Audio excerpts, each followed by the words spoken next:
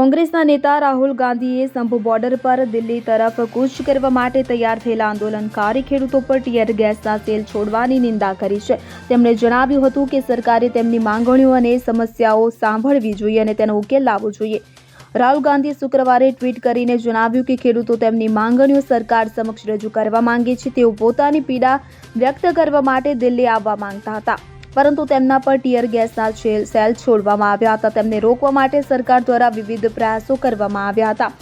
આમ કહીને રાહુલ ગાંધીએ તેને સંપૂર્ણપણે નિંદનીય ગણાવ્યું હતું, તેમજ સરકારની ખેડૂતોની માંગણીઓ અને તેમની સમસ્યાઓની ગંભીરતાથી સાંભળવી પણ રાહુલ ગાંધીએ જણાવ્યું હતું। આ સાથે રાહુલ ગાંધીએ ખેડૂતોની માંગણીઓનું સમર્થન પણ કર્યું હતું અને સરકારે સ્વામીનાથન કમિશનની ભલામણો મુજબ એમએસપીની કાયદેસર ગેરંટી, એમએસપી 1.5 ગણી ખેતીની વ્યાપક કિંમત, લોન માફી સહિતની તમામ માંગણીઓ તાત્કાલિક અમલમાં મૂકવી જોઈએ તેમ પણ રાહુલ ગાંધીએ જણાવ્યું હતું।